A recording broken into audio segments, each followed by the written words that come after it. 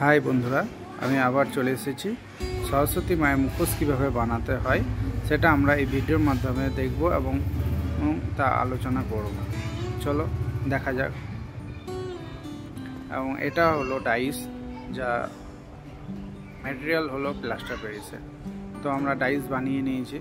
তো তার মধ্যে এক ডাব মাটি, যেটা স্মুথভাবে শেপ মুখমণ্ডলে যত পরিমাণ মাটির দরকার সেই পরিমাণ মাটি নিয়ে করে আমরা ভালোভাবে স্মুথ আকারে একটা শেপ দিয়েছি। এবং যে ছোচালো অংশটা আছে সেই ছোচালো অংশটা নাকের মধ্যে ঢুকিয়ে দেবো, যেন নাকটা সুন্দরভাবে আসে।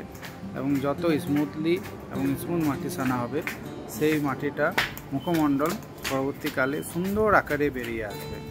তো আমরা সেই জন্য স্মুথভাবে করার চেষ্টা করব এবং প্রতিটা অংশে স্টেপ বাই স্টেপ ভালোভাবে প্রেসার দিয়ে, স্লোলি প্রেসার দিয়ে সেটা আমরা পুরো জায়গায় টিপে টিপে একদম স্মুথভাবে নিয়ে আসবো। না হলে মুখটা ক্লিয়ার আসবে না এবং ফাটা ফাটা দাগ বা কোনো জায়গায় মাটি থাকবে না এবং অপরিষ্কারভাবে মুখটা বেরিয়ে আসবে। তখন আমাদের আবার সারতে অনেক দেরি হবে।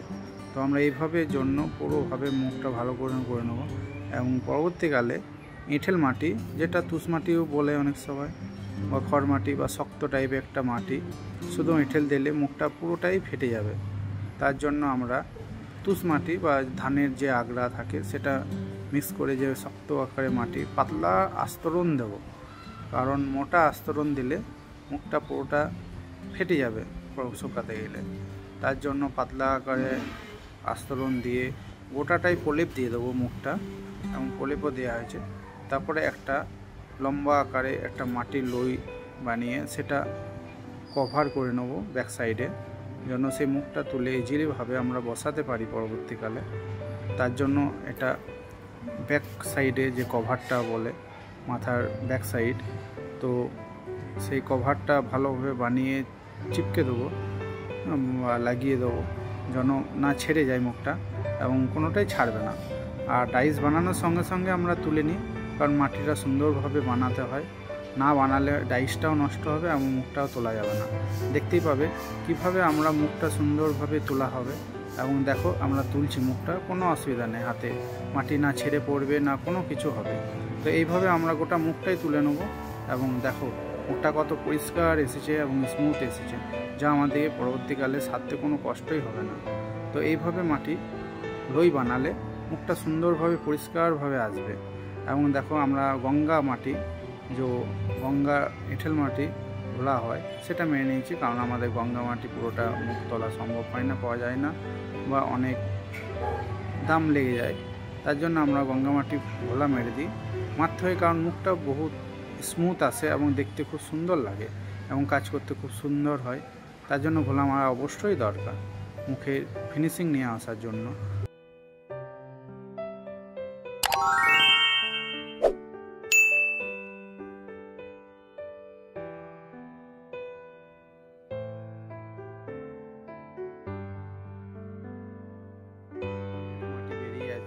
সেগুলা টিপে টিপে বা আস্তে আস্তে বসিয়ে নেব।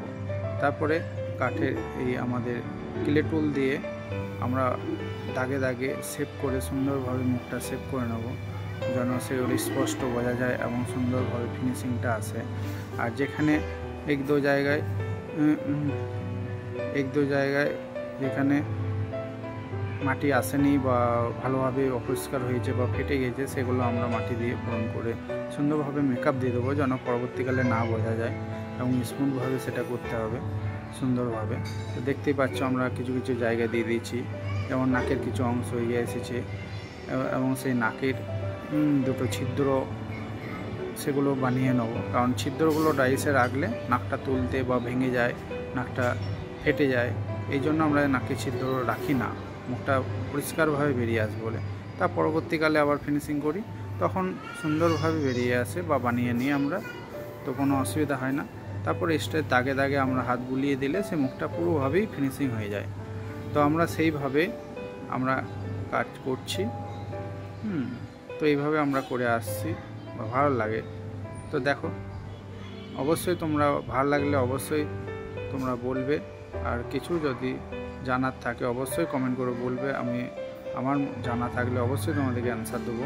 এবং তোমরা পারলে তোমাদের বন্ধুদের মধ্যে ভিডিওটা শেয়ার করে দাও এবং সাপোর্ট করো আমাকে, যেন আমি আরও ভালোভাবে বানাতে পারি ভবিষ্যতে, আরও ভালো ভালো ভিডিও নিয়ে আসতে পারি। তো আমরা এই মুখটা গালটা পালিশ করছি, কারণ পালিশ না করলে যখন রং করব তখন বোঝা যাবে। এবং পালিশ স্মুথভাবে করতে হবে, কোথাও যেন খাল বা ডিপ উঁচু নিচু না থাকে, না ছাড়া সেটা রঙের সময় পুরোভাবে বোঝা যাবে। এই জন্য আমরা স্মুথভাবে মুখটাকে সব থেকে ফিনিশিং করতে হয়। আর কোনো প্রতিমার মুখমণ্ডলই সবারই আগে মানুষের চোখে পড়ে। মুখ সুন্দর মানে গোটা সুন্দর, গোটা বডি বা সেই প্রতিমাটাই সুন্দর লাগে। আর মুখমণ্ডল না সুন্দর হলে প্রতিমাটা দেখতে ভালো লাগে না।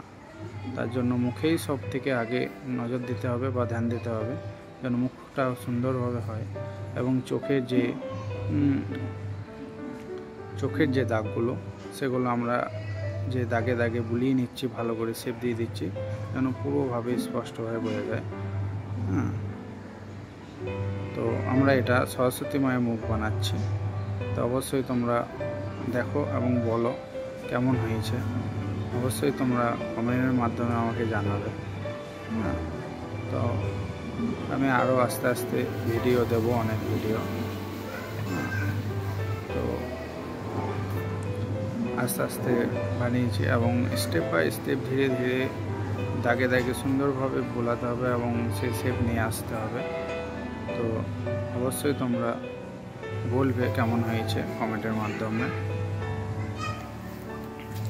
চলো দেখা যাক আস্তে আস্তে। তো ভিডিওটা অনেক স্কিপ করেছি, কারণ আছে অনেক লেন্থি স্কিপ হয়ে যাবে। এত তাড়াতাড়ি একটা মুখ বানানো যায় না বা শেপ দেওয়া যায় না, টাইম লাগে। টাইম যত দেবে মুখমণ্ডল তত সুন্দর হয়ে আসবে। এবং এই জন্য সব কিছু জিনিসের ওপর টাইম দেওয়া অবশ্যই দরকার, তো সেটা অবশ্যই ভালো হবে। তো অবশ্যই তোমাদের বন্ধুদের মধ্যে শেয়ার করে দেবে ভালো লাগলে, এবং আমার পাশে থেকেও সাপোর্ট করো সবাই, যেন আমি আরও ভালো ভালো ভিডিও বানাতে পারি, আরও ভালো ভালো মূর্তি বানাতে পারি।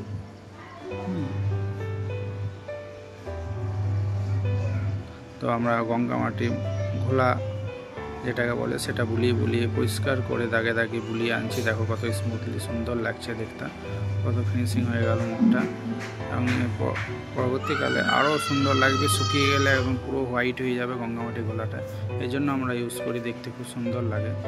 তো দেখো পুরোটা ফিনিশিংয়ে শেষ পর্ব, পুরোটাই ফিনিশিং হয়ে গেছে। অবশ্যই তোমরা বলবে কমেন্টের মাধ্যমে কেমন হয়েছে। দেখো পুরো কমপ্লিট হয়ে গেল মুখমণ্ডলটা। বাস, অবশ্যই তোমরা সবাই বলো কেমন হয়েছে।